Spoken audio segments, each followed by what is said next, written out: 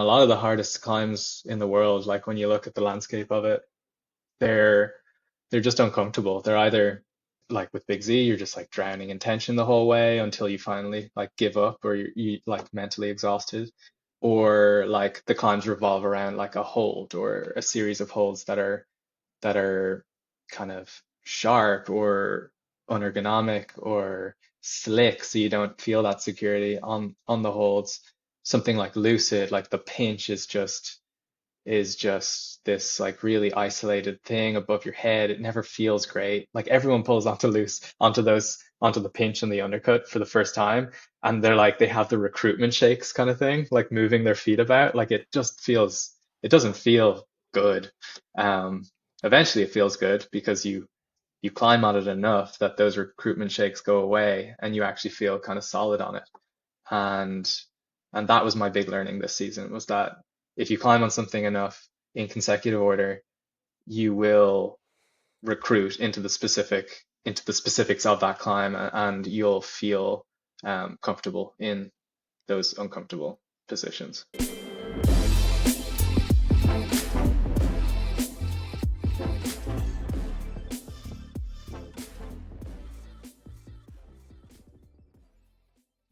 David Fitzgerald. Dave, you're back on the Test Piece podcast, man. How are you doing? Good, yeah. Thanks for having me back on. I really appreciate it. Dave, it's been almost a year, dude, or maybe it has been a year. It was number 55 when you last came on, and you were a fan favorite, by the way. I don't know if I told you that, but people loved it. And also if you're listening and you didn't listen to that first episode with Dave, go back and listen to it. But yeah, thanks for coming back, man. Yeah, of course. Yeah. Been really enjoying the podcast since that you've done. So yeah, I was like itching to get back and talk to you. Yeah. Well, it's been a big year. When we last chatted, I mean, you were already climbing V15. You had F8 amazing lines like the local new school classic for me, Echo Chamber of V14 here in Tahoe. Hell You yeah. were yeah, I'm psyched. I'm really psyched. You were killing it in the media game with your edit of the breakout hit "A Little Life" featuring Keenan Takahashi on a wild FA and Bishop. But in the past year, dude, you've just somehow taken all of those things and just leveled up again. You ticked off a ton of hard climbing last season, including the elusive Big Z V16 up here in Tahoe that we're psyched to chat about because it hasn't really seen a ton of repeats, despite many of the world's best taking a crack at it. But also on the media front, you formed Highpoint Productions with our mutual friend Eric Bissell and released some more world class climbing films like The Gold Standard, again featuring Keenan on a wild FA and Bishop, and In Sequence, a film starring Katie Lamb in association with Patagonia Films.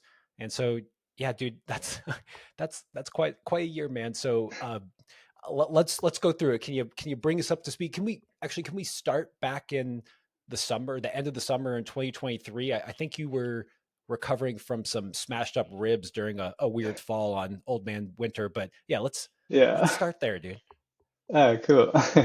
Yeah, I think the last time we were speaking, I was actually, yeah, I was recovering from that weird injury that I got. It was kind of like I ended the season before last with like string of injuries that were some of the like worst I've ever had.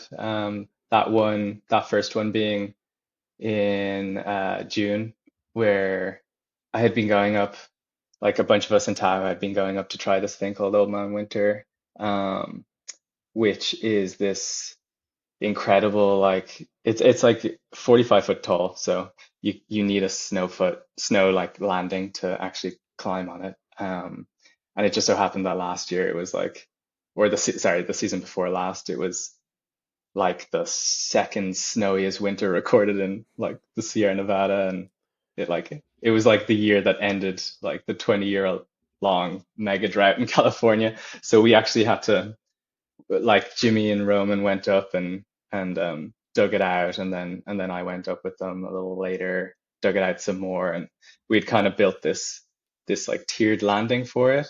So there were like three tiers, and we had pads on like each tier, but the top tier was kind of, it kind of sloped away. And so the pads always up there were like a little precarious. Even though we tried to level it out as much as we could, it's like the more times we went up to it, it like the snow just kept compacting, and it was also late in the season. We got to try it late in the season because it was such a snowy winter.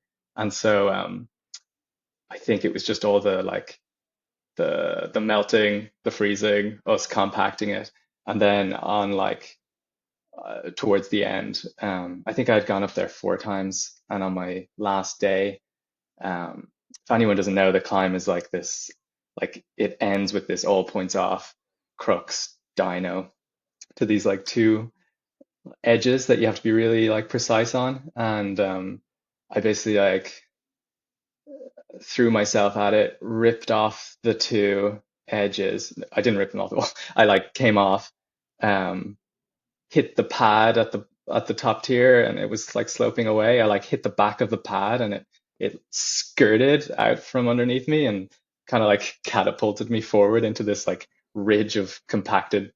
It was essentially ice, and like I could barely walk out of there. And that took. I was like, I felt like I was bedridden for like 2 weeks afterwards, and then I think we did the podcast, and I was just about getting back into climbing, and then kind of got psyched again for training for the fall when I finally recovered from that, and then went to my friend Vitali's home, like Woody, and like just I think I was just pretty psyched. I maybe rushed my warm up a little bit too much and pulled onto the wall and just felt this like the it was like this shortening or compression in my like ring in the base of my ring finger. It was like the worst feeling I've ever felt. I just like stood off the wall and I was like, oh, I did something pretty bad there. And that took like I was still feeling it well into like early November, and that was early or late June kind of thing. Um, but it was almost like it was like really difficult to deal with, but I think it actually was it almost helped the season in a way because it almost helped bring order to the things that I or like the projects that I had in my mind. Like I would start with the least finger intensive one and kind of work my way up. Um, and I always felt as if like the thing that I was trying at that time, at like whatever time it was as much as my finger could handle. And I felt like the next thing on my list was maybe a bit too intense. So it almost felt like I felt like at peace with like what I was doing, and I didn't feel rushed, and I didn't feel like, oh, I need to wrap this up because I have this other thing to try. It was like it brought this order that I haven't felt in years, honestly, to my season. And yeah, it felt like every project I was trying was like the thing that I was meant to be trying then, and I didn't feel rushed to move on to the next. It worked out. Looking at your face when you describe the injury, it's I could like see you viscerally still remember that feeling. I hate that those injuries just leave that it's like traumatizing. And for those who don't know, Dave, you're pretty famous for your finger strength. I mean, you're a great climber all around, but you have some of the best fingers in the game. And I'm curious when you got this finger injury, which you kind of told me was maybe your worst injury that you've had. How did you, how did you come back from that mentally and be willing to load it? And did it kind of spiral you down because it was previously a really strong point of yours? Yeah, yeah, it was tricky. I think when you like you have like your strength, and then all of a sudden it's or like yeah, like the main thing that I rely on is kind of gone. It's it's it can be frustrating, but it's also just a nice way to work on different aspects of your game and work on like some bigger holds or like yeah, just step out of your style more. And that's what I did all summer. I just kind of dealt with it and managed it as best I could, worked around it. But um, it like I feel like at a certain point it healed, but then like my mind wouldn't allow me to fully load it. And that took a lot of patience, but it's just part of it. I don't want to go too much into rehab, but what kind of did help the healing process, or just what was your MO for bringing it back up to full strength? Because clearly you got it back. It seems like it's full strength and then some.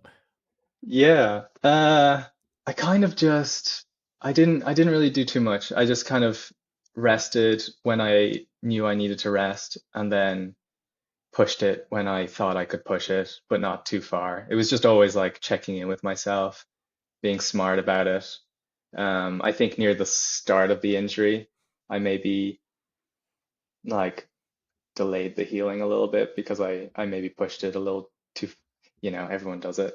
They like think they can just push through it and then it just gets worse. Like the next morning you wake up and it's like throbbing and stiff and you're like, oh, I just set myself back at least like 2 weeks there. But then it just at a certain point you just gotta slow down. Um, and I think yeah, um, I've always enjoyed that like slower paced approach to climbing anyway. So I just kind of like yeah, rested and waited. All right. No, no magic bullet, just rest and intuition. That Yeah. intuition is something that I think is underrated, where knowing like when to push it and when not to. And yeah. So then you were looking at these climbs that you, while you're probably on the couch, you're setting up a tick list for the next season. How did you decide, what was less crimpy? Or just take me through that thought process of building up almost like a stair step of difficulty that your finger could tolerate. Yeah. Well, I knew there were I knew there were a lot of kind of lower angled climbs that I wanted to try um in like all the areas around me, which are like Tahoe, Yosemite. I knew Bishop would be like a bit too much for me at the start, so pushed all those things to the end. Um, I think the first thing that jumped to my mind was Equanimity in Tahoe. I had always wanted to try it. Carlo put it up um, like 4 years ago, something like that. And it's um it's like this vertical um like uh yeah, how do you even describe it? It's just this beautifully tall vertical piece of stone with like the worst footholds you can imagine. Um and I knew that the hands were quite comfy on it. They're quite like all the difficulty lies in the foot transitions, and I knew like the handholds were like quite big and meaty, and I could get like at least all four fingers on, so they could protect the finger. Um, they weren't like yeah, it wasn't. I knew it wouldn't be too intense. Wait, So that that was thing has good handholds. So I just know it as well, a yeah. hard techie V15 that I thought Jimmy said, or maybe it was Carlos. One of them said they thought it was maybe the most technical hard boulder out there Yeah. at the time it got put up. I don't know if things have changed, but yeah, Mm. I just it cracks me up hearing you say that the holds are pretty good. It makes me want to go and take a look at it. I'm like, really? How could they be Yeah, that maybe good? yeah. Maybe that is a bit yeah, maybe that's a bit of an exaggeration. Like the holds are good for or they're like not very intense on the fingers is what I'll say. It is like they're uh no, they're bad holds. They're just big bad holds, if that makes sense. Um and you Well, yeah.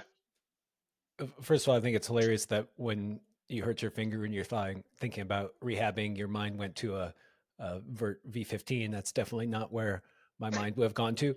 But I I think you were telling me how you felt like you hadn't, what'd you call it, like paid your dues or you're done your due diligence. Well, this idea that you had come here and Dave, you just showed up and you started crushing hard blocks, but that there's a lot of good blocks to climb here in the area. So this idea of going and just tackling whatever you could at that point and getting the so-called almost like the lay of the land along the way. I just thought that was a really interesting concept, both coming back from an injury and just kind of building up that pyramid. Yeah, I've always had um that kind of mentality with areas. Like I always climb best when I feel connected to the landscape and I feel like confident on the rock type and that just comes with like mileage in the area. Um and it was kind of yeah, it was with the finger injury, it was kind of a nice time to explore some different things. I tried some projects with some guys up there and we just experimented and I just like toured around some different areas that I hadn't been to before. And yeah, I think that all just helps. It helps me a lot feeling connected to the place. And so that was like a nice time to do it. So equanimity hopped on the list of goals. What other ones did you want to tackle this past season? And I guess I'm still trying to wrap my head around. I know what you did last season, and just this ability for you to be injured, have a string of two serious injuries, and then still have your sights set on some of the hardest climbs, well, hardest climbs in the world, to be honest. Like, how do you square that, like your optimism when you were, injured fairly late into the season, man? Like it was fairly late. Yeah. Yeah, it was again, it just came down to like patience. I knew I wanted to do like I always have like a list as long as my arm and but I was just uh pretty keen to just try my best this last season. And I had a feeling like most of the most finger intensive ones I wouldn't have even the ability to try until late winter, springtime. And so the fall was just kind of all about building building my base back, building my fitness, building my confidence, and um, yeah, I think I did Equanimity, and that next weekend, my finger was feeling pretty good, and we took a trip to Bishop for Jimmy's birthday actually, and I had like an hour or something one evening, and I tried Lucid, and uh, yeah, it just felt like that was like probably the moment that I was like, okay, my fingers healthy again, and yeah, didn't like uh, didn't didn't feel too bad on it. So I was like, then my like plans changed, and I could actually I felt confident ramping it up for the kind of late winter spring season. But it was all just like playing it by ear, which was the most helpful thing. All right. Well, before we get to Lucid, which spoiler you did and did it quickly, and as well as just this late winter, early spring, and some of your other great sends. What other things were on your list of that season? Like Equanimity was this technical boulder, but I know you did some other hard blocks, and just tell me why you picked those and how they kind of fit into your goals. Mm. Yeah, well, I knew I had wanted to spend some time in Yosemite this last season because the winter before, like we were talking about, it was one of the snowiest winters. We like none of us really got even a chance to go there. It was just always snowed in and wet. And so there was a bunch of us that were really keen to go there, and there was a lot of development happening down canyon in Yosemite last season. And uh, the one thing down canyon that I had always wanted to do was Tierrany, which is this kind of long, like 30, 25, 30 move, kind of real athletic, like Swiss style boulder that Jimmy and Carlo put up um, years ago. It was like one of the first things that I wanted to try when I moved to California, actually. And that was kind of in the heart of where all the development was happening last season. And so um, I knew I wanted to do that one, and I knew it was in that like I've always really been inspired by this idea of trying to um, feel confident on as many different outdoor styles as possible. And um, yeah, I've always felt like maybe the endurance side of things has always been lacking for me. And that was a great one that I did that one just before Christmas, sometime then. But yeah, I was like that built actually a lot of confidence that I could do some of these longer things, more sustained things. Um, and yeah, it just kind of went from there. Um, like doing Equanimity and then Tyranny, and then I wanted to do like some like I wanted to do some shorter, kind of more intense things. Lucid came to mind then, and then and then some more like and then Big Z had I had tried that on and off for the last two seasons and knew that one was going to be more like a strength endurance test piece, even though it's like seven moves. It's like every move is quite quite hard.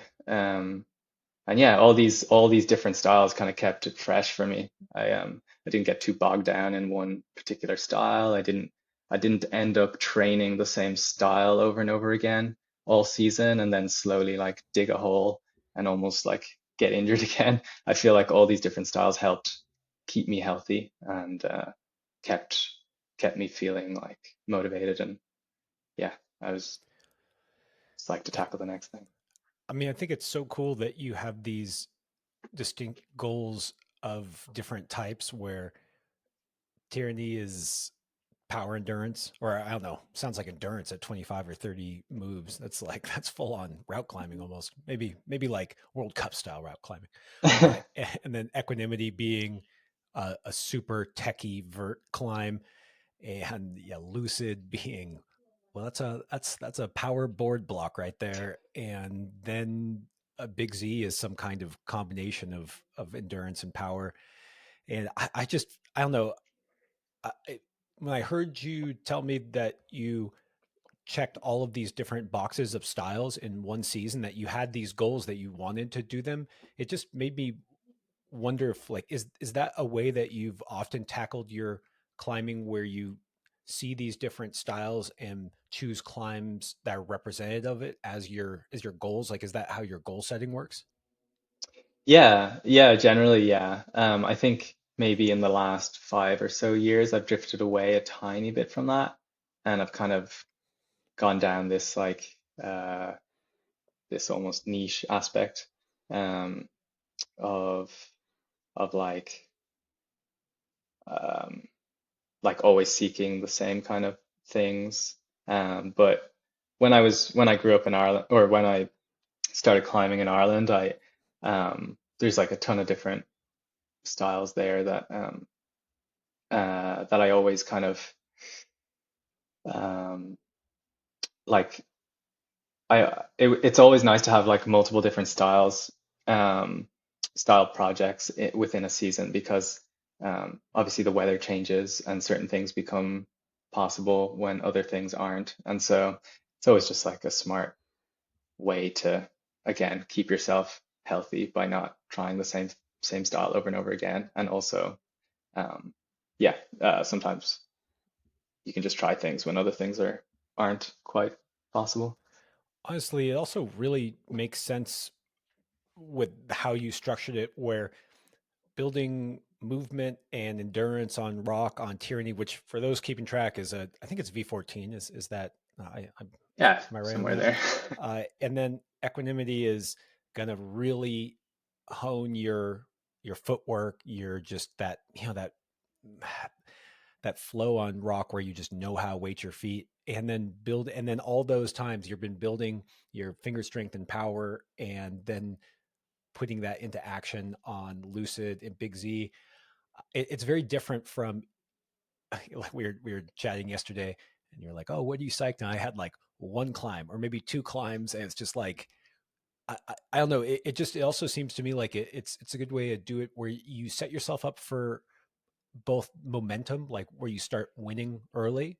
And I feel like you have good seasons where you start, I don't know, you just get used to sending and then Yeah. you send more and you're developing those skills. And it's just, though, I don't know, I'm trying to think about how to apply it to my season because I feel like I'm maybe a little hyper fixated on one or two climbs. And that really sets you up for, well, either one big success or one big failure.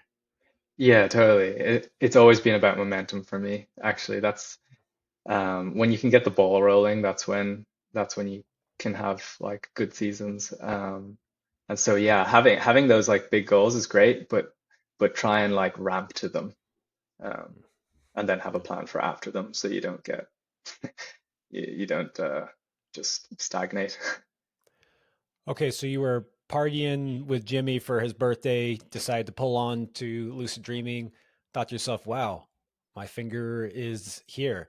How did that next block of your season go? I'm guessing you went back to Lucid Dreaming soon. I did. Yeah, it was good. I took a trip home to Ireland in December into January, into the first 2 weeks of January, and that was great. I got to hang with some family, meet my new niece, um, and just like I always just feel great climbing there, training there with my friends, and felt great week one. Um, and then on week two, I remember like we went out climbing and we had to park kind of further away than we thought we could, and ended up hiking pads in. And then on the way out, after a really long day, I kind of was scrambling over some rocks, and the pad just like threw me in a weird way, like tweaked my back. Uh, and then I was like, I had like a heat pad strapped to my back for the rest of the week, and then I ended up getting sick towards the end. Like I got this really bad chest infection, and I I hadn't had a chest infection in so many years. I think because everything is quite like a lot quite damp in Ireland, so it's much easier to get sick. I've been kind of blessed over here with the dry air, um, and came back, and that took me ages to shake off. Actually, I that like I like entered the new year having all these goals, and I felt good on, say, lucid dreaming, and then I came back from Ireland just with this terrible chest infection and head cold, and that I honestly didn't shake that until like late February, um, but I kind of just managed what I could, trained as much as I could, and actually I found I could train. Like at this point I wasn't like sick. I just had this lingering cough. And I felt like I could manage smaller, more intense bursts, but anything kind of longer than that, and I would kind of fade out.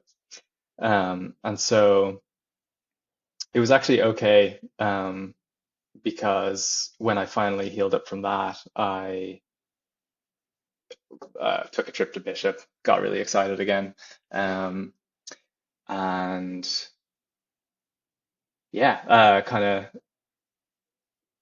uh, it was kind of like a no expectations trip. I took it, it was kind of like a half climbing, half work trip. My buddy and work partner, Eric Bissell, lives out there. And so I went out and we were working on Katie's in sequence film at the time. And um, and Keenan had just done the gold standard, and so we had a lot of projects on our plate. And yeah, we kind of just like worked one day, and I climbed the next day, and um, stayed out there for 6 days, which is actually longer than I've ever stayed out there for.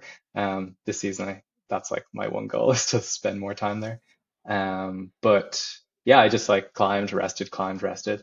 And on the second session, I remember feeling quite good on it. I did the like two move link, like to the pinch and then stuck the last hold. And then And then it was all about just kind of staying present, not getting ahead of myself. And then, yeah, the last day of the trip um, went quite well. Was terrified to top it out, but rehearsed that more than I I think I worked on the bottom towards the end of that trip.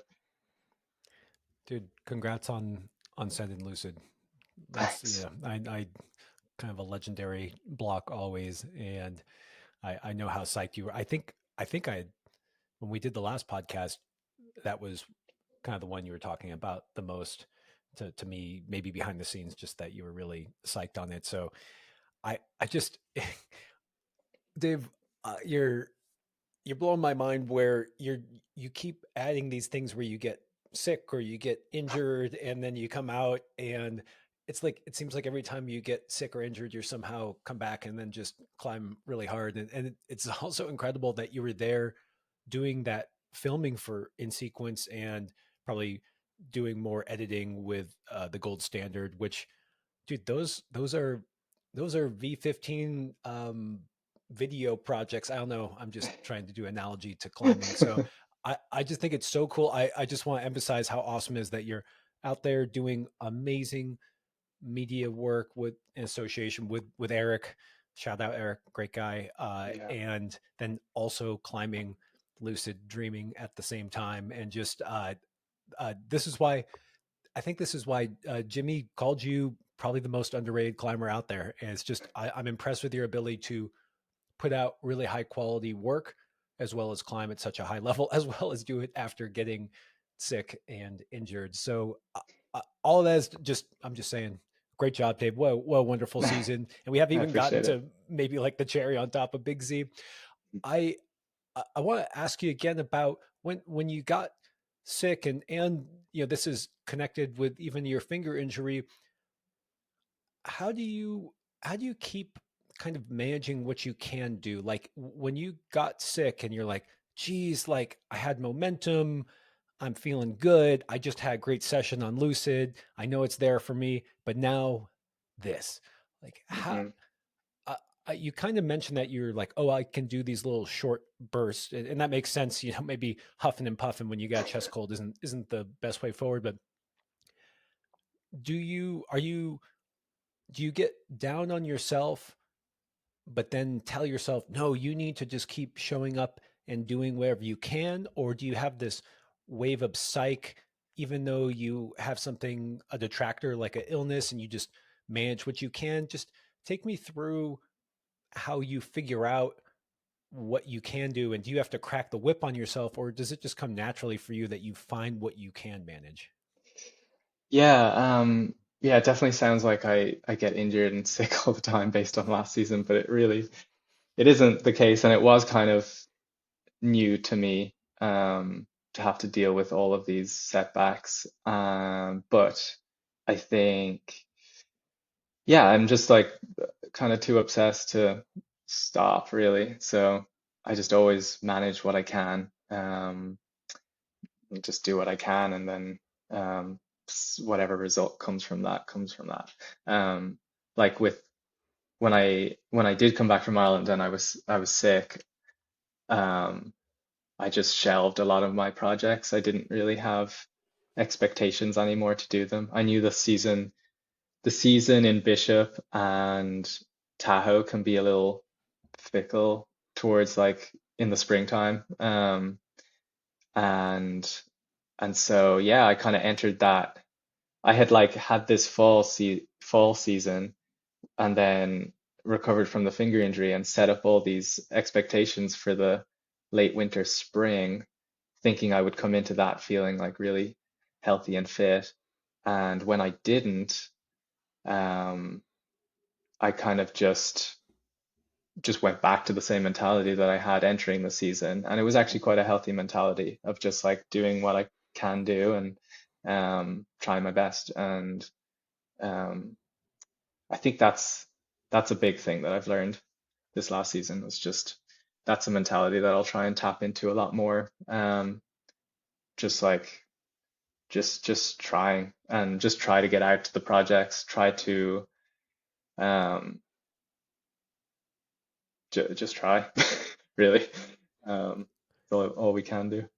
Yeah, and I'm sorry I'm poking on the negative when you have so many big highlights. It's just something that honestly I struggle with where uh, I had a little shoulder tweak about 3 weeks ago. It wasn't even that bad, and I went out and I've been running. I've been doing all these things that are trying to be healthy and managing what I can manage, but I feel like I'm having to crack the whip on myself rather than ride a positive thing where it's like, oh, well, you can still do this, Josh. So like enjoy it. And it just really struck me as incredible that you had all these ups and downs and you had these goals, but then you're able to just it didn't seem like you were so attached to your goals that when they maybe dimmed the possibility that you were heartbroken, you just said, okay, well now I'll do this. And I just I don't know. I'm trying to imbibe some of that mentality because I think it's a good one. It's a healthy, happy one too that seemed to lead to success as well. Yeah, it's definitely like hard. I'm not saying it's easy either. It's definitely hard to just it's exciting to have like to feel good and to set up all these goals for yourself when you're feeling good.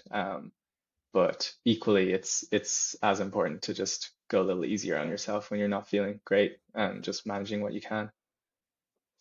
I also like that you said go out to the projects and try anyways. I think that sometimes when I get hurt or I'm coming back or whatever the case may be, I often think that I'm not ready and I want to I'm like worried about what might happen. But I actually had this past week and I hadn't been climbing in 3 weeks plus, and I went out to a relatively hard boulder and almost did it in a few go like kind of it I tried to just show up and have no expectations and I just had fun and I did really well. I thought, huh, like I thought I was out of shape. I haven't climbed in almost a month, but if you if I had avoided it, I would have been worse off. Where if I went, even though I didn't actually send, it was still fun and I had an absolute blast. I actually surprised myself. So even giving yourself the chance to surprise yourself rather than just telling yourself, oh, it's going to be bad, like that's not a good way to be. Yeah. Yeah, that's yeah, as my friend Katie would say, like don't be a never ready, you know. It's like it's very easy to fall into this trap of like slogging away in the gym to try and get a margin on your project.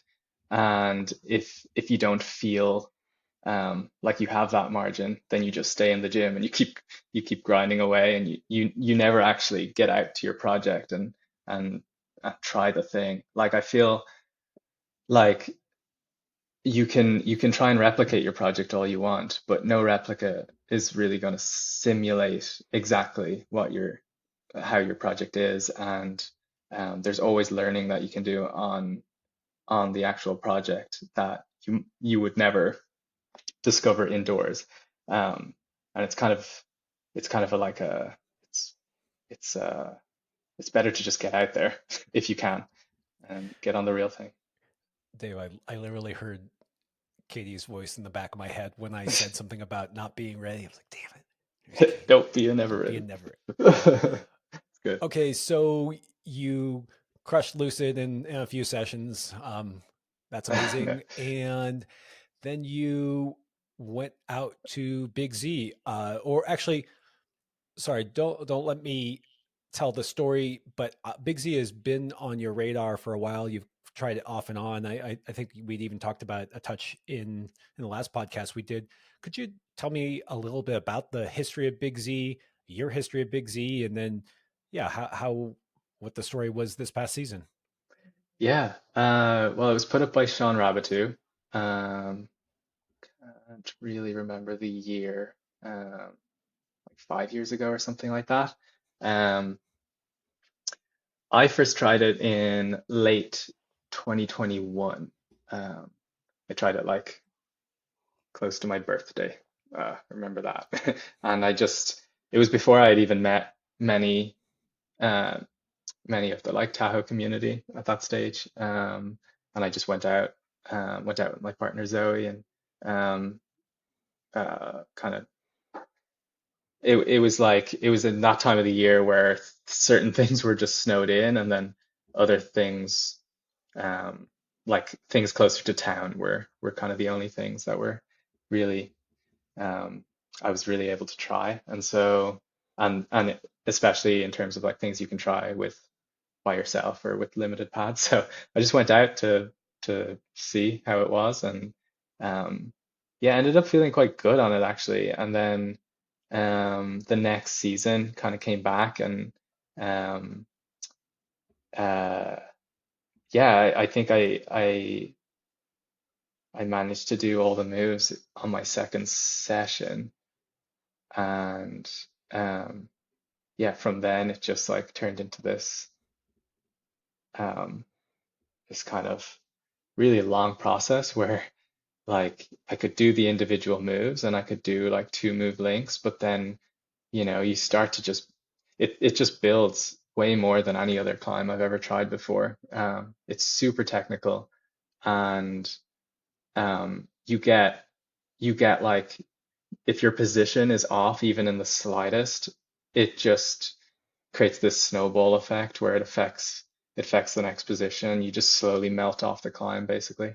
Um, and yeah, it was just one of those like it served as kind of my yardstick over the last two seasons. I would try it in these bursts, actually, which in retrospect was good, but I never followed through on them. I always had maybe three sessions at a time, and then I would move on to other things, because there's just so many things to try in Tahoe. And so it kind of always served as this like it always was this thing like there that really pushed me, felt really hard to me, um, and um, and yeah, I think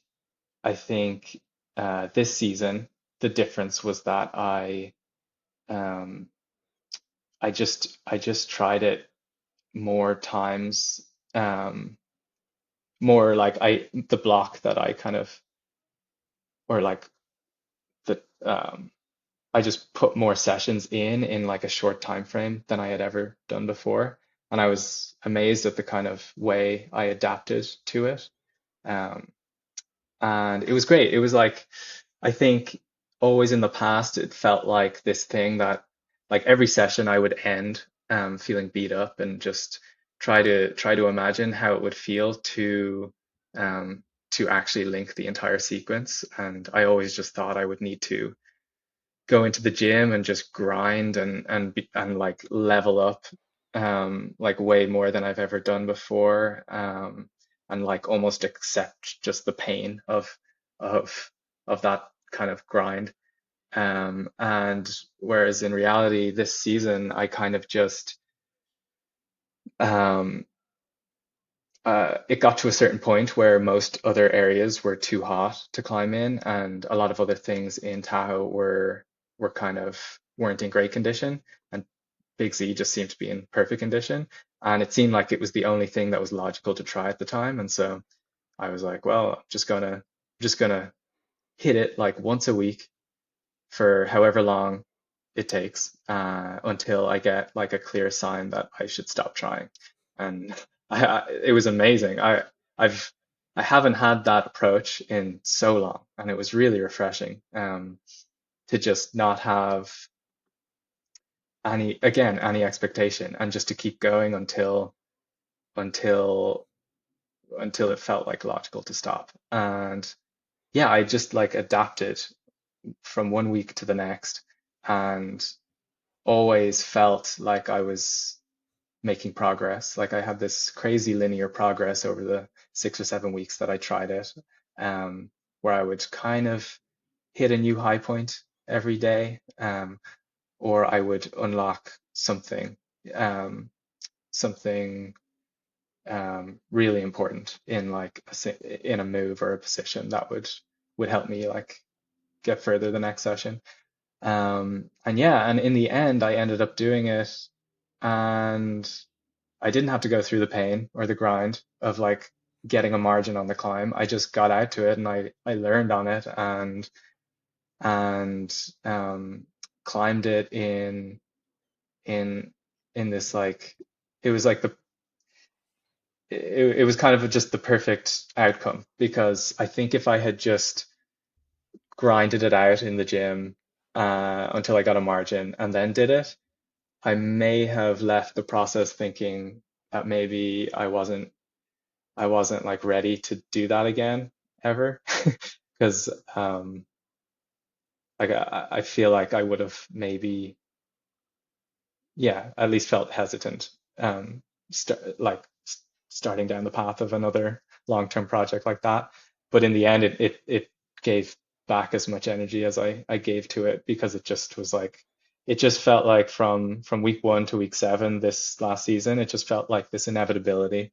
And yeah, it just felt like the ascent came. Um, it just like kind of fell in my lap, kind of thing. And it actually reminded me that the most important thing is to just get out there and adapt to the specific climb. And um, yeah, you don't have to, it doesn't have to be a painful process to do such difficult things. So you said that you had done all the moves really early on, maybe back in like 2021, but then that each body position was really tricky. That there was not a lot of room for error in the execution of each move. And I'm curious how your beta changed over the years. Did it change? Did you do the moves the same way, but then somehow the transitions changed, or just how did it evolve? Yeah, I mean, the highlight of most sessions was like a tweak to my foot, my ankle, my knee, my hip, or something like that. Um, uh, it was like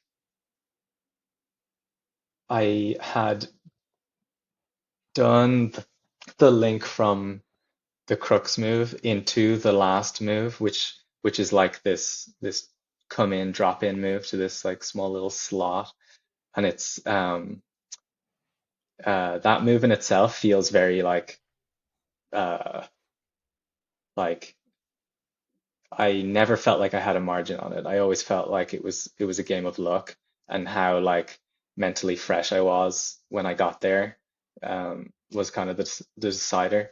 I could pull on and do the stand start, which basically just you pull on, throw a toe hook around the arete, come in right hand to this miserable tooth, and then you basically just ride your toe hooks up, and you come into the slot then. And because there aren't too many moves before it, you can feel like mentally fresh, and your kind of eye is still like sharp, and you can hit the hold, and it feels fine. But from the bottom, it always felt like it just feels like you're drowning the entire way. And the difference between sitting down on the ground and climbing all the way to that move, and to just like pulling onto the crux and climbing all the way to that move, feels like a world of a difference. And so a lot like towards the end, a lot of my progress was focused on refining the first two moves to the point where they just felt um, as easy as possible, and as quick as possible, so that I would arrive at the crux and I felt as if I just pulled off the ground. Because even though the first two moves aren't, they're not like hard moves, but they're annoyingly hard, if that makes sense. Like they always feel harder than you want them to be, because like you do the first two moves, and you arrive at the crux. That's like this pretty intense like um, tension, very positional um, type of crux. And so if you're even slightly flustered, it's really hard to continue. Um, so yeah, just like small little, like God, like the ankle like the tweaks to like ankle positions, and like what my knee was doing. Like I've never had that on a climb before. It's What do you never mean? really, Yeah, what's an example of how you had to move your ankle or knee? yeah, like for instance on the crux move, which is this intense bicycle. Basically, it's down low. It's like in the middle of the climb. Um, your left foot is on this spike, very sharp spike, and your right foot is pulling towards you, like a toe hook, pulling towards you of this like slopey feature. and basically I figured out I had to place my left foot on the spike. I had to point my toes away from the wall and place it that way, and then like roll it and turn my heel outwards then. And then I had to turn my left knee in to almost touching my right knee in the bicycle, but not quite. And it was always like this fine line between it working and not working. Um, and yeah, stuff like that. Like I've never had to dive that deep to figure out beta. That's awesome. I know exactly which move you're talking about, and I'm wondering how you figured out how to refine that move. And the reason why that's an interesting question to me is that you had done the move before, and I think sometimes it's tricky. It's tricky for me when I do a move and I know I can do it. Oftentimes it's hard for me to continue to refine it because I almost don't know where to look exactly. Where if you just are stopped by a move, it's a bit binary, and you start trying things and seeing what sticks. Well, does my Yeah. hand stick? And so, how did you kind of method your way to find out that that was the best position for the crux? Yeah, I knew. Well, the indicator was that I could do the moves, but I couldn't link them. So it was kind of obvious to me that I needed to make them easier, or I needed to find a margin. Um, and so it was. I just like never stopped tweaking with them until I like they felt completely optimized. Um, that's something I've learned a lot actually from the guys I've been climbing with here in California is that they'll never stop tweaking their beta. Like you can like it's really opened my eyes to how not like pure or basic a lot of climbing is like on the surface. Like I look at a lot of basic climbs and I've always thought like, oh, this is the way you do the move, and there's not really a way around it.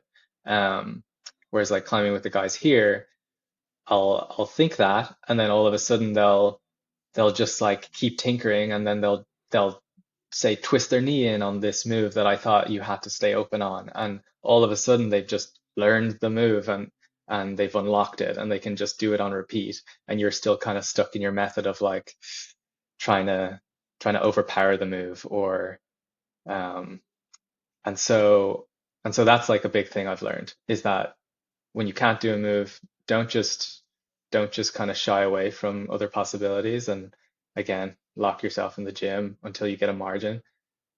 It's just to like keep trying different ways. And ultimately with Big Z, yeah, I figured out all these like small little like bits of micro beta that paid off hugely in the end. Does that little micro beta adjustment that you just kind of use an example of maybe like turn their knee instead of keeping it open, or you or them, does that hold true when you climb on, say, a spray wall when you really only have one foot? Like I think that sometimes we think that spray walls are training boards where it's kind of basic in the sense that there's three holds, and that just is what it is. Does that still hold true for you when we distill climbing down to spray walls? Yes and no. I think I sometimes like to try and force myself to do certain things on spray walls, just because I know it's good like strength training. But then yeah, other sessions I'll kind of be a little looser on things and just especially if one of my friends creates something on the spray wall and shows it to me, and they're trying different methods, I'll I'll I'll join in on that and but or like if I yeah, I don't know. Yeah, just staying experimental with it. Some days are more rigid than others. Okay, back to Big Z. If I remember correctly, the stand is, I want to say it goes at like V13. Is that what it is with Yeah, those, just who those kind of knows? toe hooks? Who knows? It's so hard. What I'm curious about is hearing more about that come in move to the slot? Because it seems like a lot of people do drop it there. And I wonder if you had some heartbreakers there. And even just understanding more of these moves that like you can't overpower. You said something about your mental ability or your eyes were tired when you come from the ground for that move. It's such as it's like an interesting idea of where I've experienced this too, where there's moves that you kind of just have to get a little bit of the timing right. You just have to find that little weightless moment, that accuracy, and maybe on something that's 5 grades below you, you could kind of overpower. But when you start getting at your limit, and for you guys, like the limit of what's possible, it's just yeah, how do you go about dealing with those type of moves that you described that come into the slot when it's not something that you want to just get stronger at? It's almost like you can rehearse it from the stand, or and it's like quote unquote easy or predictable, but then somehow from the bottom you're like, it's not even just tiredness, it's like that you talk about your eyes and your mental, and just yeah, take me through that. Was that the red point crux for you? Yeah. Well, I had this. I had a bit of a nightmare on the first like toe hook move to the arete. That was kind of my main nemesis. It was like, but that kind of comes into the same vein of like, the reason the climb is difficult is because it just feels uncomfortable the whole way. And a lot of it is just to do with like how comfortable you can feel in that discomfort. Um, and so a lot of like my a lot of my training was kind of founded on this, and also I feel like the fact that I got out to it multiple times in consecutive like over consecutive weeks helped me just like feel comfortable um on a very uncomfortable climb, and I think that was um the main difference. Yeah, it like I said before, it just feels like as soon as you pull off the ground, it just feels like you're entering this uncomfortable zone. This like you feel like you're drowning. Like all the holds are um excluding the first hold, which is this undercut. But it's quite a like a powerful pull off the floor. They're all side pulls. And the feet are um the feet you can't like toe into them very much. They're all kind of smeary dots, um, often quite slick. A lot of them are quite slick, and so you never feel like you never feel security on the feet. You never feel like you can just camp out on them. And like the first down pull you reach is actually that like penultimate hold of this like right hand tooth, which is like arguably like the worst hold on the climb. So it never feels that great. Um, like I remember I tried it with Matt Fultz a bit for some of his sessions, and yeah, he was saying the same thing. Like when he gets to that hold, he finally like lets out like a sigh of relief because it's like a down pull. You can actually like engage on it in a conventional way that we all kind of train in the gym. Um, and that's part of my training too, is that like in the gym we tend to just climb on things that are comfortable for us a lot of the time. Um, a lot of like linear like down pulling and climbing on holds that oppose each other and the feet are in nice positions, and a lot of the hardest climbs in the world, like when you look at the landscape of it, they're they're just uncomfortable. They're either like like with Big Z, you're just like drowning in tension the whole way until you finally like give up, or you like mentally exhausted.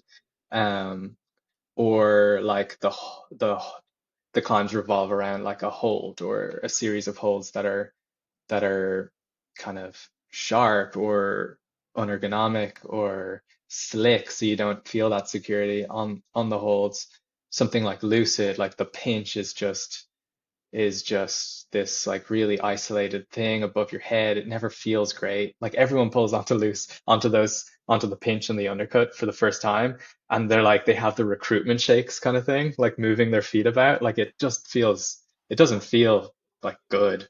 Um, Eventually it feels good because you climb on it enough that those recruitment shakes go away and you actually feel kind of solid on it.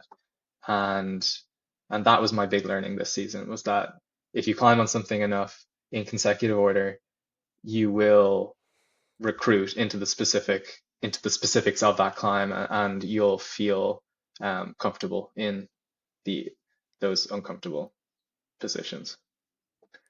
Dude, getting comfortable in the uncomfortable is a fascinating idea.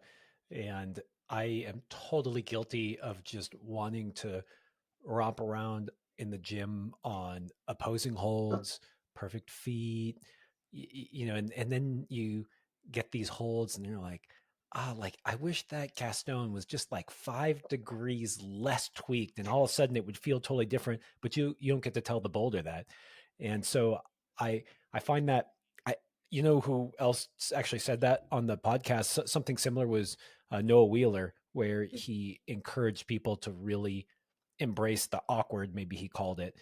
because that's what hard climbing often is. So last time we spoke, you said something that really blew my mind about how you set on the spray wall, and you talked about finding awkward positions, awkward, uncomfortable, all the same thing. You kind of looked for difficult positions rather than thinking necessarily, I want to go from this hold to this hold, this hold. And it seemed like you almost set the other way, where it's like, here's an interesting or difficult position. Can I do that? Now let's talk about moving into it. Is that something you still practice? Is there a link there between that practice and what you experienced on these hard boulders? Yeah, yeah, that's definitely still what I kind of um, always practice. I guess I see like I said the last time, it's kind of how I set climbs. I find an awkward position, and then once I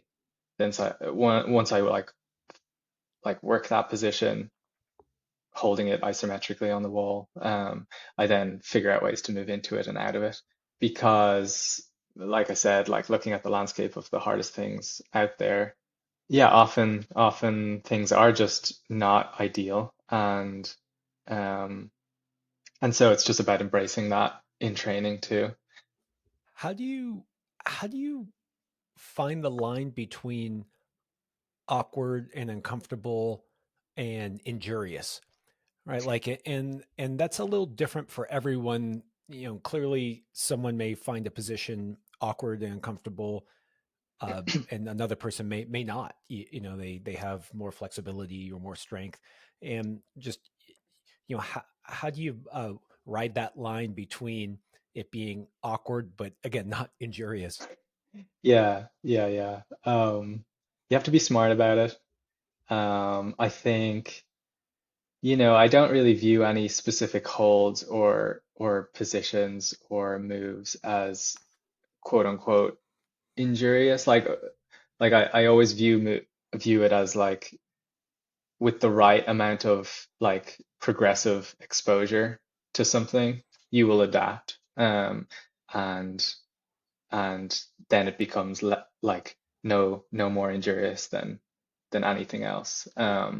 It's just about like slowly ramping, not like just throwing yourself at something that feels tweaky to you because you think like it's uh it's like good training for awkward climbs outside. It's more just like if you encounter something that's quite tweaky, um, yeah, you can kind of slowly slowly expose yourself to that in training, until it eventually feels comfortable. But yeah, it's always being a bit smart with it. Yeah, yeah, smart about it. Good idea. I do enjoy that we've seen more adjustable walls where you can kind of kick them back, Yeah, and maybe something that feels really heinous at 40 degrees, when you kick it back to 15, now you can experience it, understand the recruitment that's there, and yeah, maybe yeah, progressive. I mean, it sounds obvious, but you have to be clever about it, and careful, because it's so tempting to hear hear someone like you say, "Oh, I gotta get uncomfortable," and then you like find some gasto cling and just wreck yourself. But Yeah. we all do that, and something I've learned more and more as I've gotten older is just really dialing things way back. Like it's amazing the kind of progress we can have when exposing ourselves to new movement patterns, but it's also astonishing how bad you might be despite you're like, oh, I climb V10, I'm great. It's like, but this move may be something you need to expose yourself to in a V2 way, but don't Yeah. worry, you'll get better. So I think that it's really smart. Another thing we talked about that really stuck in my head is that you had been experimenting with long hangs on the fingerboard. Now, your long hangs on the fingerboard were amazingly long one arm hangs on small Beastmaker edges, which if you will let me, I'd love to share that video on Instagram for people to see. Uh, But you you made me kind of rethink some of my exposure to hangboarding. I actually started doing up to 30-second hangs as well, not really with the idea of like, I need to have good endurance for X, Y, and Z. It was more just this exposure to something that was almost like a awkward, a full crimp on a small crimp for a long, long time, or maybe one arm is not something we're totally used to. And I'm curious if you're still doing that, how that kind of experiment went and what you learned from it. yeah, I still do it every now and again. But yeah, that idea was kind of born from the same principle, where it was just like it's uncomfortable to hang there for so long. Obviously, you can't train that way too much in short spaces of time. Like I would only do it like once a week, because it really does tax your connective tissue quite a lot, and it can be easy to injure yourself. But this last season, I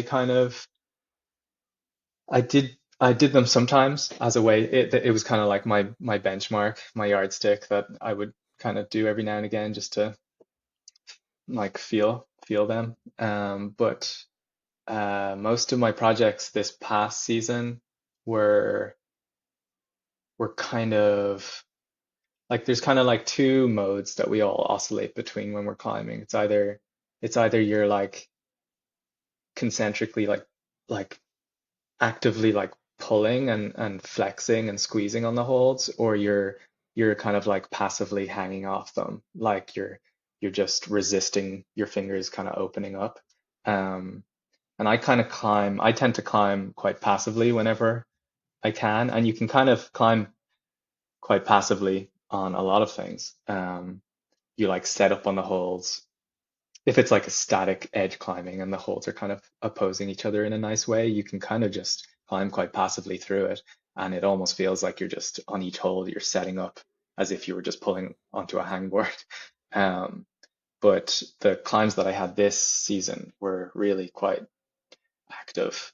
You had to be like squeezing a lot of the time, all the way throughout. And so most of my training this season was on the board and just finding similar sensations. And yeah, like for Big Z climbing on a lot of side poles. Um, I mean, lucid dreaming is like one of the most active like climbing styles there is. You just need to be squeezing the life out of every hold.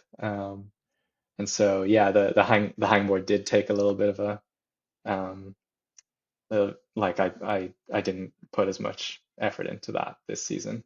Most of my training was on the board. Yeah, no relaxing on that mini pinch on lucid dreaming. That's you're squeezing that thing.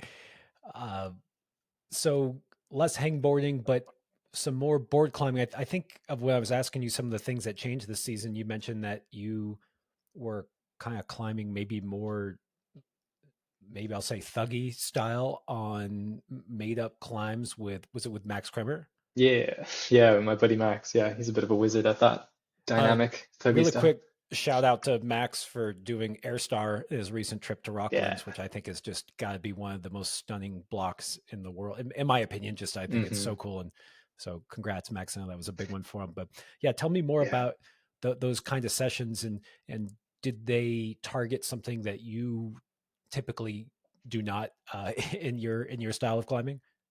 Yeah, I used to be quite actually dynamic. I feel like I used to be quite dynamic. Used to be how I trained a lot.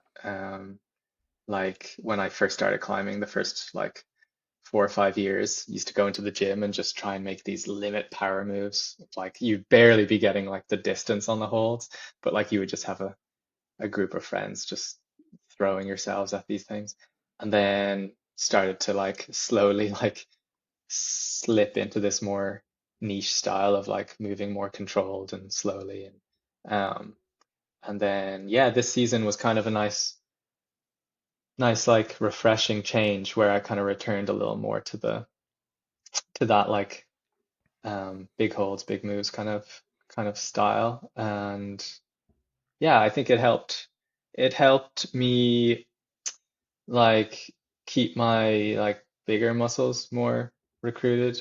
I feel like over the season when I'm trying um these like really intense kind of like really like finger intensive climbs, um I tend to just kind of chip away at like I tend to just like work my hands and my forearms and like my shoulders in a very static way. Whereas and then over the season my like my body strength kind of tends to dip in that kind of snappy, explosive way. And yeah, just training with Max a lot this season helped with that a ton actually. Just like varying up my training and also I think like even if those sessions didn't build a lot of power or strength, even if they didn't, I think they did, but even if they didn't, I think just the movement patterns, like varying up the movement patterns helped a lot. Because I think you'll always you'll always like climb how you practice to climb every day. Like you'll always naturally climb the way that you practice. So like on your projects. So like just introducing a bit more snappiness and um, and stuff like that to my training, I think helps you kind of like fall out of that rigid style when you're trying a lot of these more like static, small hole kind of climbs. When I think of Max, I definitely think of he's he is big and muscular, and he sets in that. So I love that style, and I love the Yeah. way Max sets. And I wonder, I'd be curious if he felt like climbing with you opened him up to doing some other kind of movements that were more maybe in your style, and that I'm because I'm sure it wasn't just all one side, like, oh, Max, like you just set stuff and I'll climb it. So Yeah, I it think so. makes yeah, I hope so. I got him on I some things. I think that's the most fun thing about having training partners is having different styles and getting to enjoy that process. So doing these different, you did different blocks, like, yeah, we went through a technical one, a power endurance one, and then you also talked about how you did a little less hangboarding mainly, maybe, and you did more of these thuggy moves with Max. And I'm just wondering if you think about periodization or switching things up in a more analytical way, or if you just kind of have this intuition like, hey, I've been kind of focusing on really thin holds on the spray wall, and maybe I should be swinging around with Max a little bit on some big slopers and toe hooking. Like, I think that whenever I talk to more coaches, and they have this very rigid mentality of, hey, like, this is going to be a power phase and this is going to be a finger phase. But often when I talk to guys like you who are, elite climbers, you seem to have a variation, but it almost comes, I don't know if it comes naturally. Like, you did say that you picked these blocks and these different styles, but like, how analytical do you go when it comes to making sure you're exposing yourself to these different stimuluses? Or do you just kind of have some intuition and make sure you change it up here and there? Yeah, I think a lot of it is intuition. I think if I was too rigid with my training, it wouldn't be that fun for me. I think my periodization is kind of like you were saying, just because I'm interested in all these different styles of climbing, I'll usually have a project and that'll be what either climb on and train for over the course of like a month or two. And so I think just mixing it up a lot like that over the course of a full season is just the way I've always approached it. And then when summer comes, I tend to kind of well, actually, this summer was a big yeah, I learned a lot this summer because I always used to approach summers as like my training block, and I would always like come out of the season and I would want to ramp up my volume and my um but I feel like um I always like feel tweaky after that. And so I think just yeah, just slow and steady, working different styles. Um yeah, just that's kind of always been my approach. Okay, I want to just close the loop on Big Z. You sent it. It took you, yeah, well, you told the whole story. It it was a climb that you blew my mind when you told me how much harder it was than Lucid Dreaming. I mean, just objectively, you spent quite a few more days on it than Lucid Dreaming, which just I just want to put into context because I think Lucid has an a well-deserved aura of a very difficult block in California, and to understand the level that Big Z requires and that you executed on, just again, great job. I know that block has been tried by quite a few people, and I think it's just you, Sean, and Matt Foltz who have done it. So I I know that was a big block, a big thing for you to check off your list. And I'm wondering how it makes the world look to you now. I just know whenever we level up, even if it's just a grade and we can call it arbitrary, but it sounded like it was a level up in more ways than just a grade, just that understanding of how to climb hard blocks. How does the how does the landscape look now for you? Like what are you looking at next? And you can name climb names, but just how did it change your view of what you're capable of? Um yeah, it's a funny one. I mean, yeah, like grades aside, if I feel like I have been maybe at that level. It feels like I didn't level up per se, but I learned like I've had that same kind of I've been feel when I did Big Z, I felt like probably the best I have ever felt, but I have felt close to that in the past, but I just for whatever reason I haven't been in the like right time and right place to kind of express it on something. But it definitely, like I was saying earlier, kind of helped me um, helped me understand that it's not all just a grind, and getting out to these things is like the number one priority. Like it it just gave me confidence that like just to accept the long game and have patience with it, like keep an open mind, keep trying different methods and adapt to the specific projects over time, but just like commit to them. Um, and so that has me really excited for like moving forward. Like I'm looking at things now that I've looked at in the past and thought maybe I wouldn't have like a great chance. But now I'm thinking now I can see how much progress you can make um, if you just like expose yourself to them like as much as possible within like or if you just like commit to them like I did with Big Z. Um, but like I think the mo yeah, it wasn't so much like I leveled up physically as I did mentally in that way.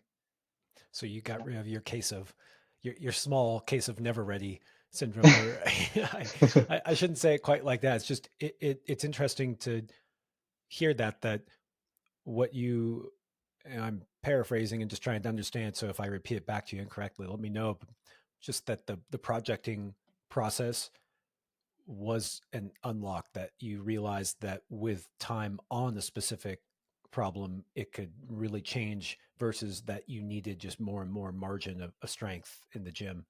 Yeah, Yeah, that's interesting. yeah, yeah. Just having these experiences is more important than just like grinding away and getting a margin. Like when I did lucid dreaming and was standing on top of the Peabody, like it's just this, you just feel so small and you've just done this thing that you've been thinking of for those moves I've been reflecting on for the last 10 years.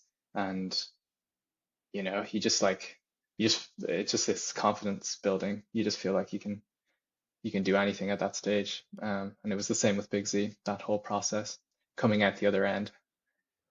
Tell me more about why lucid dreaming was something that you had your eye on for 10 plus years.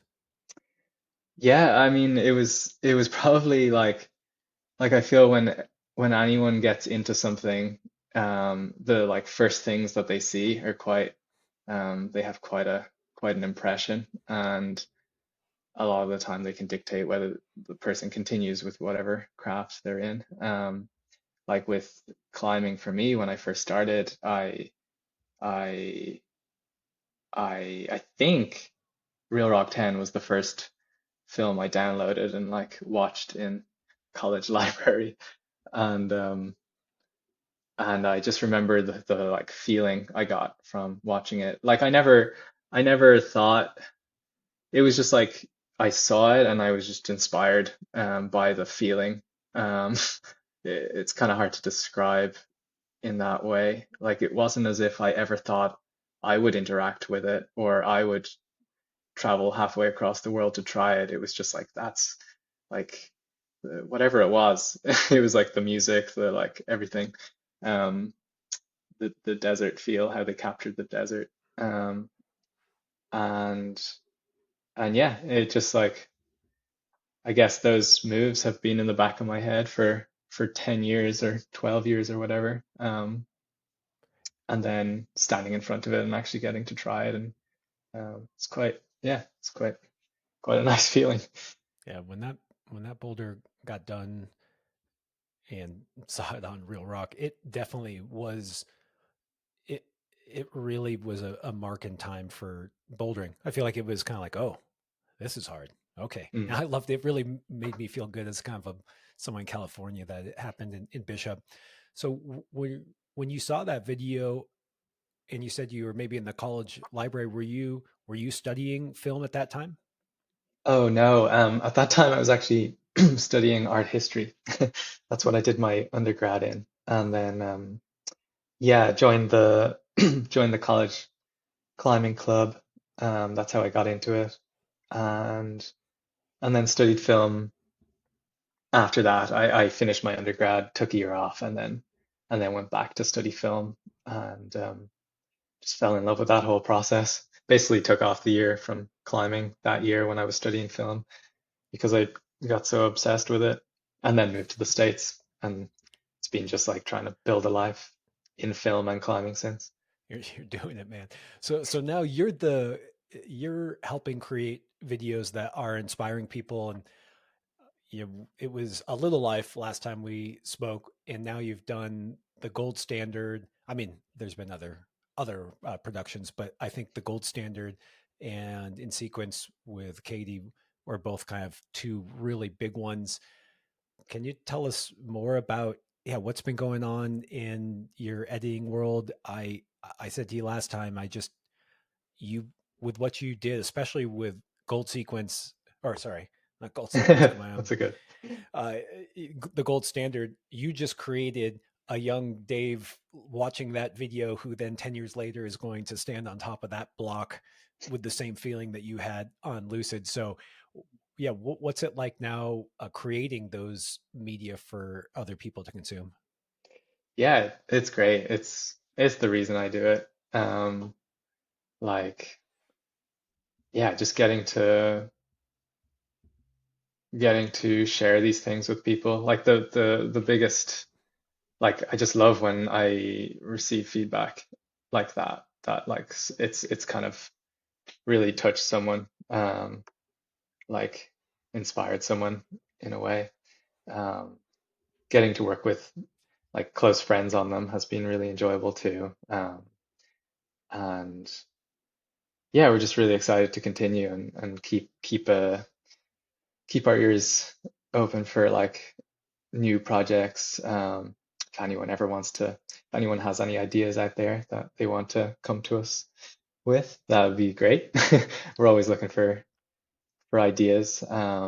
Eric Bissell and I just started Highpoint Productions this season, and yeah, it's just kind of we wanted to just like we just really enjoy working together, and we wanted to have like all our work under one banner. And so, yeah, if anyone ever thinks they have a good idea for a film, reach out.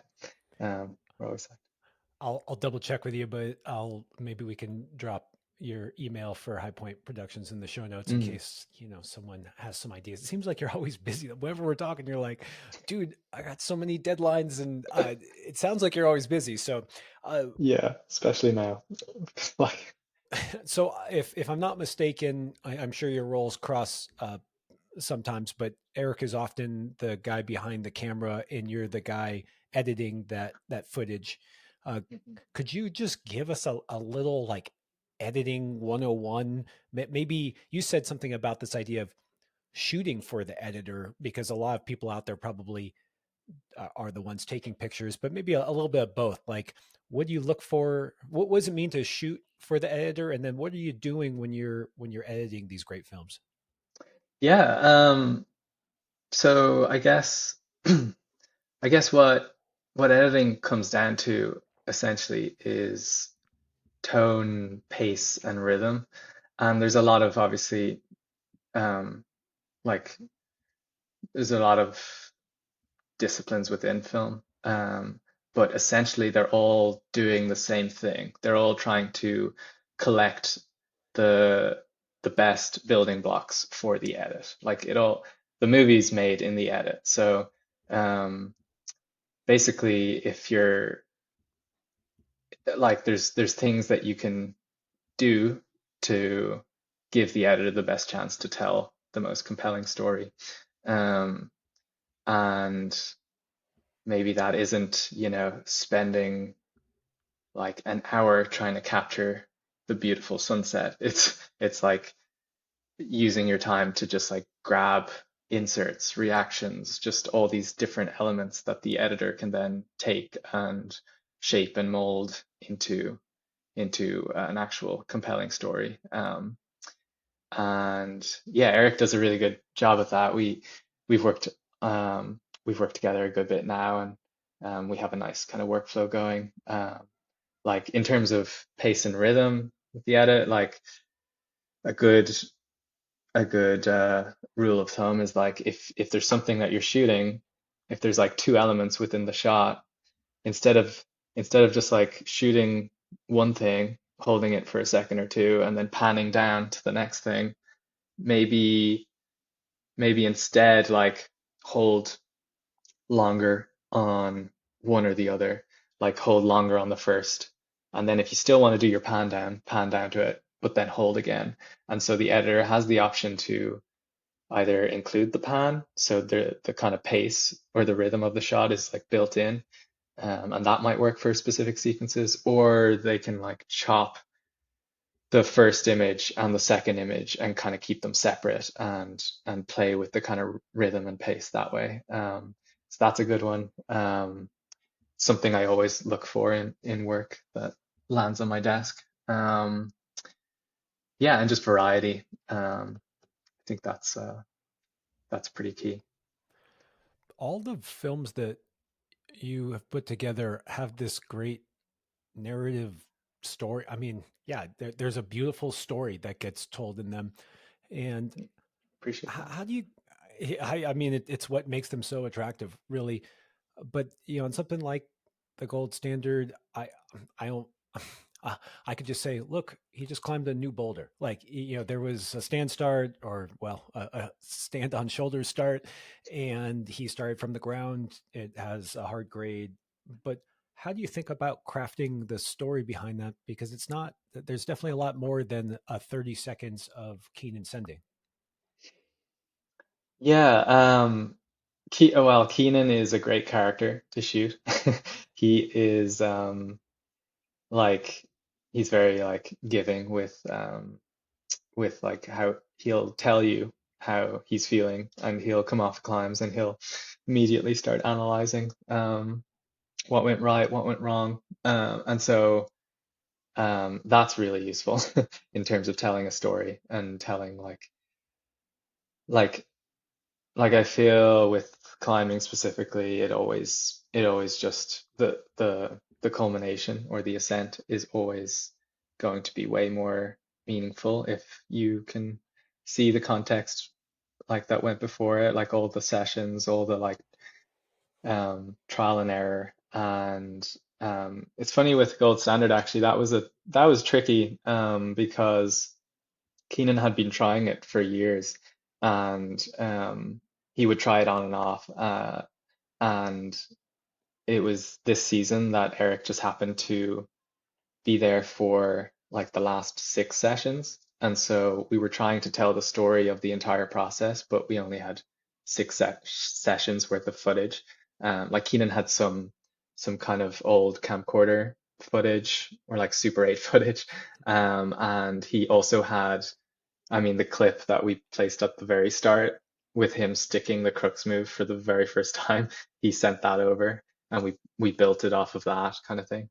Um, but yeah, it's tricky a lot of the time. That one we weren't like he wasn't even expecting to do it when he did it, I think. And so that one just seemed to like land on our desks. And we yeah, just did our best to kind of sum up the entire process, but with just the six sessions worth of footage. And I think the montage that we cut into like just before the send was our tribute to that. We wanted to like make it like we wanted to do justice to that process that Keenan went through. And yeah, I'm really glad to hear that it resonated and that you felt that the entire process. Yeah, it's interesting. What I hear you saying in some ways is just you're kind of telling the truth. Like it's almost like how do you capture what really happened? Because we all know that you don't just walk up and do these hard blocks, especially in FA. You know, it was a multi, especially how Keenan approaches things, multi-year, lots of suffering, lots of almost, lots of heartbreak. And when we only see the 20 seconds of beautiful execution, it's Mm. kind of not the truth. And I don't know, am I right there? Yeah, absolutely. Yeah. Yeah, it like yeah, we as filmmakers we always just want to bring context to it, bring the entire story um to the forefront, and like almost the ascent feels like inevitable at the end. Like it feels like it's a nice way to like close off the film, but it certainly isn't what it's all about. And for Keenan, like yes, climbing it is very, very high on the list, but I think if you asked him now, looking back, he would really equally value the entire process that went into it, and that's pretty special. You bring up something that must be so difficult dealing with media is not knowing if the send will happen. And I always thought about this from the athlete perspective. And I've been on trips where there was filming and it was kind of an expectation on the athlete. I always thought about from the athlete side of thing where it's like, okay, you got to do this. And by the way, all the film crew has a ticket booked on Sunday. And so if you don't do it today, then they're not going to be here. And was this all a big waste? And there's a lot of money. But how do you deal with that stress on projects of, if the story doesn't close the loop on its own? Yeah. Yeah, I mean that's just our jobs really. Um it's it can be kind of stressful, but I think if you are um yeah, we usually like to just like with Gold Standard, like focusing on the process more so and focusing on the character more so than the actual like outcome. Like even in my own climbing, I've never really viewed like if I don't do something, it's not a failure. And um, like capturing the whole process of anyone doing anything is pretty special. Like if someone gives their all to their craft, um, that's like that's always been inspiring to me. It can be like whatever, but if I see someone like with such obsessive passion, and they're throwing it at something, like it's amazing. And so that's kind of the heart of what we're always trying to like capture. Like with Katie, and her film in sequence, that was something that we, like we tried to remind her of, was that we thought that like she is a rad human, like her entire process is incredibly inspiring to me, like regardless of outcome, like regardless of whether she has an incredible season or not, like the way she follows her unique vision is inspiring, and that's what we wanted to convey. Um, and and I know that was kind of difficult because it was a weird year, and um, of like yeah, just like ups and downs and weather being weird, and like maybe she didn't do everything that she had kind of set out to do, but like we honestly didn't really care. We just wanted to show how great she is as a community member, or as a person, and she gives a lot to climbing even if she doesn't succeed on the thing that she's trying. Yeah, Katie has vision, that's for sure. She's got a style, which is, always what we say about the greats. Hmm.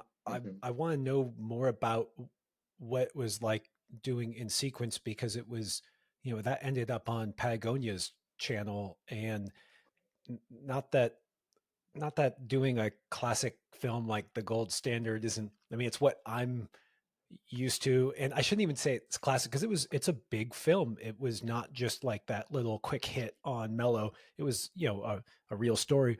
But what was it like working with Patagonia? I'm sure that experience was a bit different than working with Keenan on the Gold Standard. Yeah, it was cool. It was long. It was a long process. It's exciting working with bigger companies, bigger brands. That's always exciting. Like Patagonia have, they're so big, they have an entire film department, like with like a rental studio and everything. Like they're very like tapped in.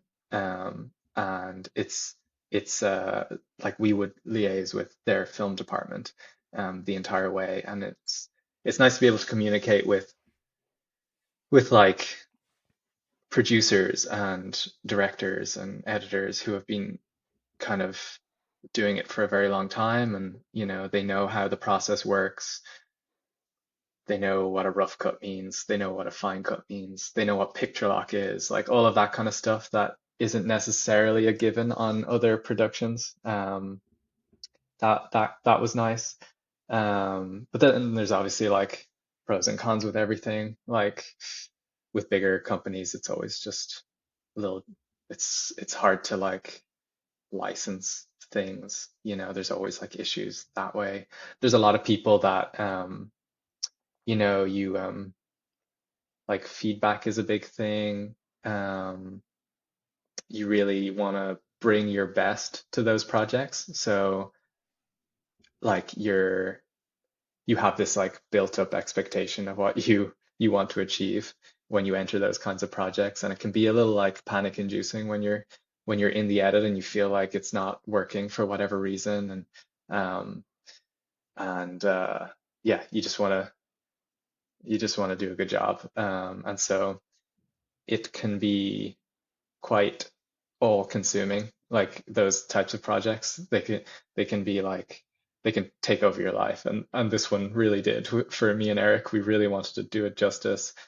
Katie's a very good friend of ours, and we were making it for a very um for like a really great company, honest, like they're one of the best out there, and we wanted to do them proud and give them something that they were proud of. And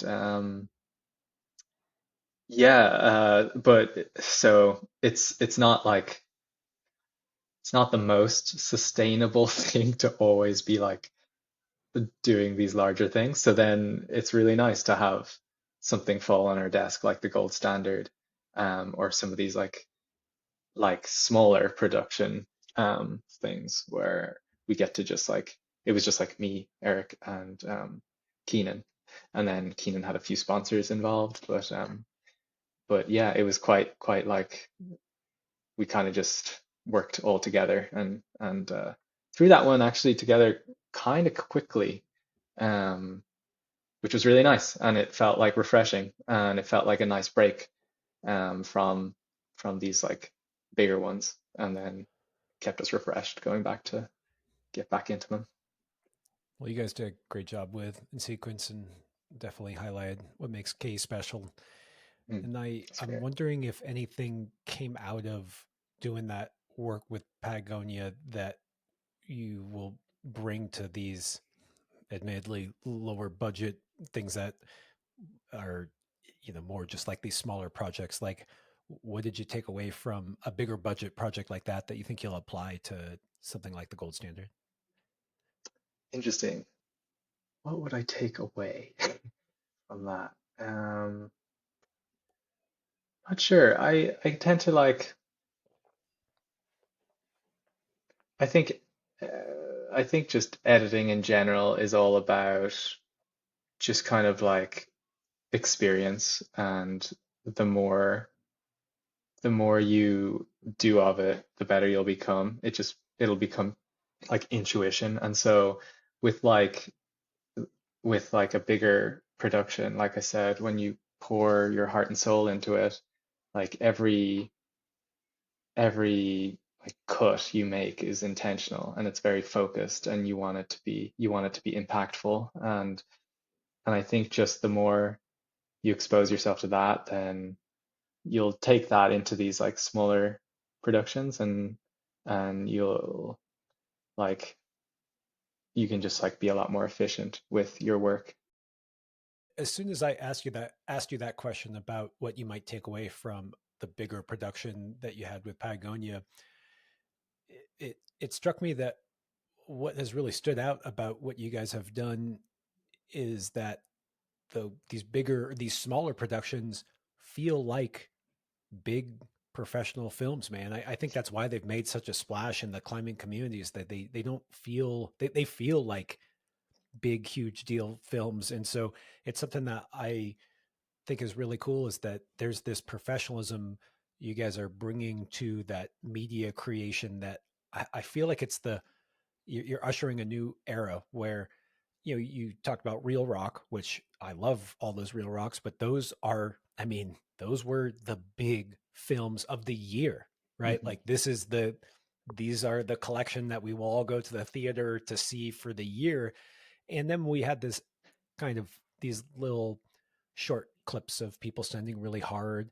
And now it's almost like there's a melding of really high quality content that is coming out more often that's showcasing these stories. And so it's something I love about what you guys are doing, is it feels really high quality. It's not just for this blockbuster, real rock film. So I just congrats on that. I'm maybe my question didn't make sense because you're bringing that same level of care into those things. Ah, no, I appreciate that. Yeah, I think that was the main reason I was struggling to differentiate the two, honestly, because when you're working with friends and you're telling these stories that are quite close to you, and they're meaningful to the people around you, that's you pour the same kind of energy into any of those, regardless of production. And like, yeah, budgets are different sizes, but the actual like on screen, like um like the impact you want to give is like the same. Like you just want to do your absolute best. And Yeah, yeah. it shows. Okay, Dave, I'm gonna toot your horn again because you're not one to do it yourself. I just want to remind everyone out there that these climbing films are some of the best we've been seeing coming down the pipe. Everyone loves them. They get more downloads than anything else. And during that season, you also climbed V16, multiple V15s, some of the hardest blocks out there. Eric also is he probably climbed some V13s this season, and he's an extremely accomplished big wall climber as well. Uh, just you, and just the level that you guys are bringing to the media and the climbing is incredible. And so, good job. And it makes me want to ask you, Dave, how do you go from good to great? I appreciate all of that. I really do. Um, how do you go from good to great? Yeah, you got me thinking on that one the last time you asked me. It's quite a difficult one, honestly, for me to like. It's difficult to define what great is. Um, like, I mean, if you think of like sporting performance, um, it's it gets muddy when you start to bring comparison into the equation. Like it all like in terms of sporting performance, it's all relative based on like the generation you're in, the community you're in. Like you can't say just because like a previous like people doing things in a previous generation, like if those achievements wouldn't really hold up today, like they're any less great. Like I think the reason we see certain climbers of the past as great is because they basically took their craft and they pursued it with everything they had, and they followed their unique vision as much as they could, and in doing so, they helped, raise the standard and raise the kind of spirits of everyone around them, and I think like I was saying earlier, like generally, I just find that really inspiring and great. Like anyone who pursues their thing with everything they've got. Like there's this do you ever watch Parks and Rec? There's this Oh yeah. oh yeah, there's this like great quote that's always stood out to me, where Ron Swanson is like, like don't half-ass two things, whole-ass one thing. And it's always just been like this funny thing where like I feel if someone just takes whatever, tickles their fancy and they whole-ass it, that in turn, and if that in turn brings them a lot of joy and fulfillment, and then that in turn helps them spread a lot of inspiration and kindness to the people around them and the communities around them, then in my books, that's pretty great. I got to point out though, Dave, you on one side your ass you're climbing V16, on the other you're making banger films for Patagonia. What's the thread that links those together? And why is it that like what's that linked passion that you feel like you're diving in all the way? Yeah, yeah, I don't know. I just whole ass them. Just like I'm obsessed with them. Like they're the two different disciplines, like climbing and film. And then when they merge, it's like a perfect concoction. And I just feel equally inspired by both. And when I'm doing one, I'm like fully invested and try to bring my best to every project, both like editing and in climbing. And I think they both help each other, honestly. They both like give me a break from one. Um, and yeah, I'm just always trying to work on the balance between the two. Like it's always kind of tricky when you're like doing one thing and it's hard to switch off from the other. But that's something that I'm constantly working on. I don't know, whatever you're doing, keep doing it. uh Good stuff, man. I appreciate you taking this podcast right before you jet off to back home to Ireland, or Oh maybe yeah. you don't call it home anymore, but back where Oh, you it's definitely home. still home. Yeah. Yeah, tell me a little bit about the trip you have planned there. Yeah, it's exciting. Keenan and Katie are over there at the moment, actually. They like randomly hatched this plan to go spend 3 weeks in Fairhead, and and I think at the moment I know Aidan Roberts and Dan Varian and Sam Lawson um are over there at the moment, and yeah, I'm feeling a bit of bit of FOMO at the moment, but I'm heading over on, yeah, just next week, and hopefully spend a nice like week up there with them, and mostly like a family trip, getting to spend time with family who I haven't seen in like since January, since that last Irish trip. And yeah, there's like a connection that I always feel when I go home. It always like feels great to meet up with friends and um, yeah, be back in the same in the landscape that I grew up in, and feel that like connectedness. And uh, yeah, over time over here has started to feel like that. I've been feeling more like connected to the place, the more years that go by, and it's yeah, it feels exciting to have like still have Ireland as like my home, and to feel that way there, and then here is now slowly starting to feel like that too.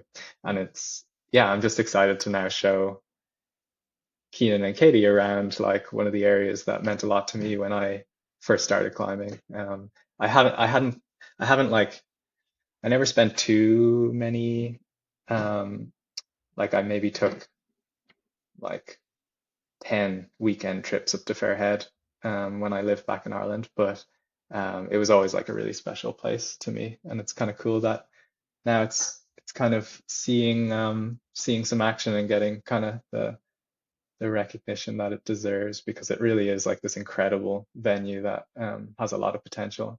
And I'm excited to hear what those guys are currently thinking of what it's I, like. I've heard that it has basically unlimited potential right now. That I think I was talking to Cy Moore, and he Mm, moved back there from the Bay, and he said there is a lot, and that's just one part of the yeah. island. Which something that made me think of is you're in the Bay Area, you climb a lot in the Sierras, we'll just say up here, and that talking to you and Roman, Jimmy, Carlo, that there's just kind of limitless here, and it always blows my mind that there's just more climbing, just more. You think that we've done a lot, but you could probably spend a lifetime in any county in Mhm. Ireland, Mm. and there'd be plenty to do. So that's my last question for you. I know that you said that there's plenty of hard blocks for you to try to try in Tahoe, and that it's hard for you to not get sucked into one. But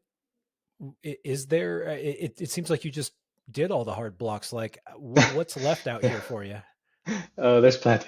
I mean, have you seen Tahoe? It's like it's like never ending out there. And I've seen a lot of things that I want to pour some energy into over the next few years, and I'm like staying open to like just just uh just staying open to like inspiration, and following whatever motivation I have over the next few years, and just like um yeah, trying the things that call out to me.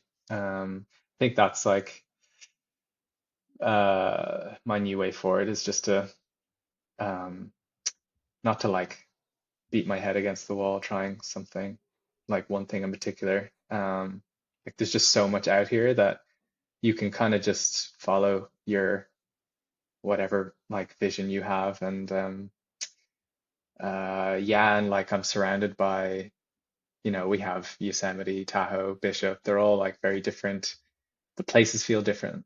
The stone is different. And so you can kind of just like pick and choose whatever you're feeling in the mood for. And each area offers this unique kind of challenge or experience that I'm excited to kind of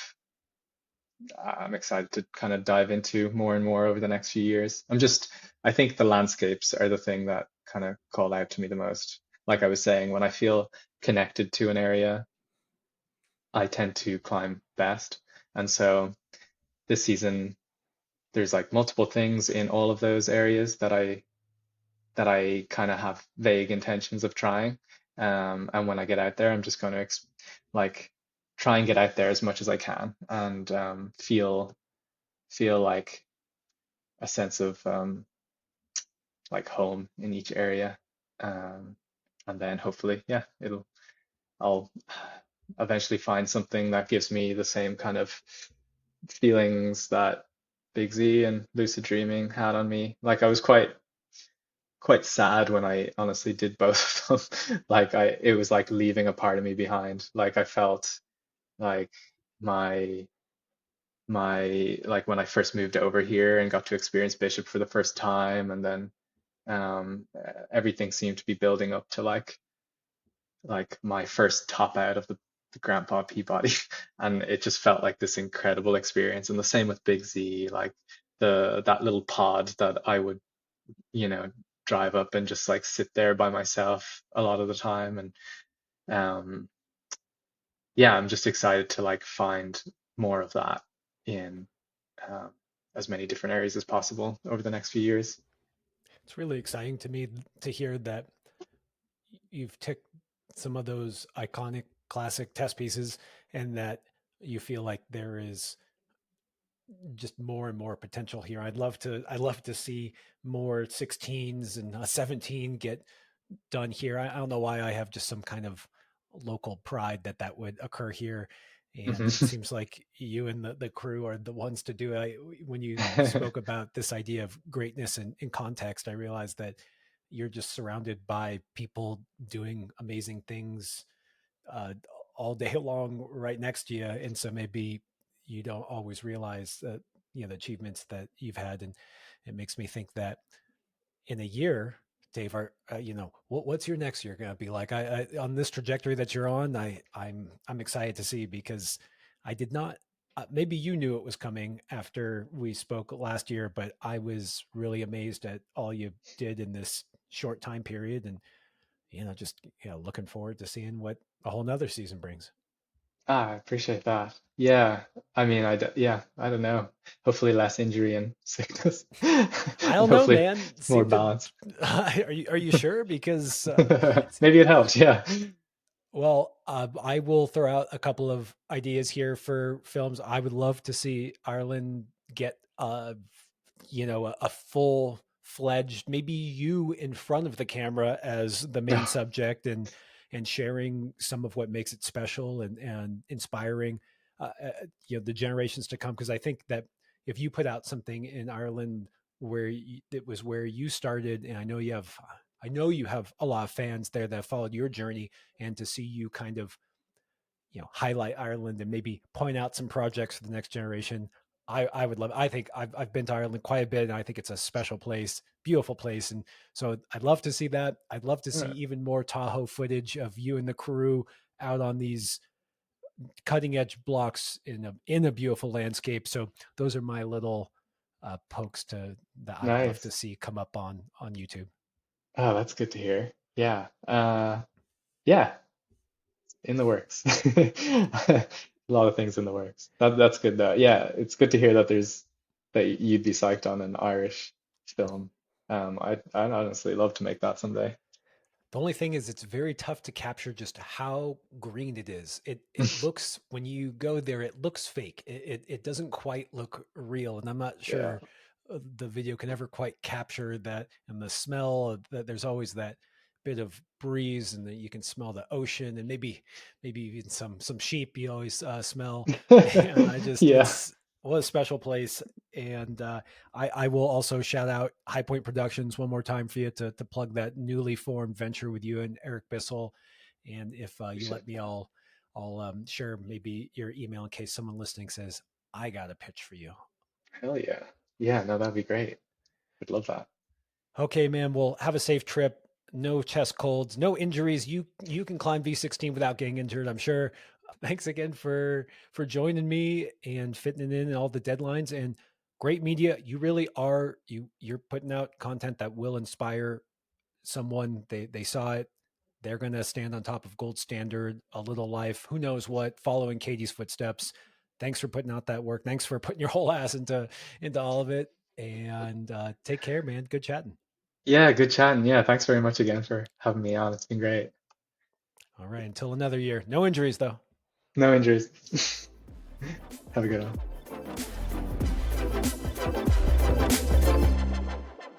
Thanks for tuning in. If you'd like even more content, go to patreon.com/testpiece. And while you're at it, share this podcast with someone you know who would love it. And please leave us a review or rating at wherever you get your podcasts. We've also got tons of great content on YouTube and Instagram, so don't forget to like and subscribe there. Okay, see you next week.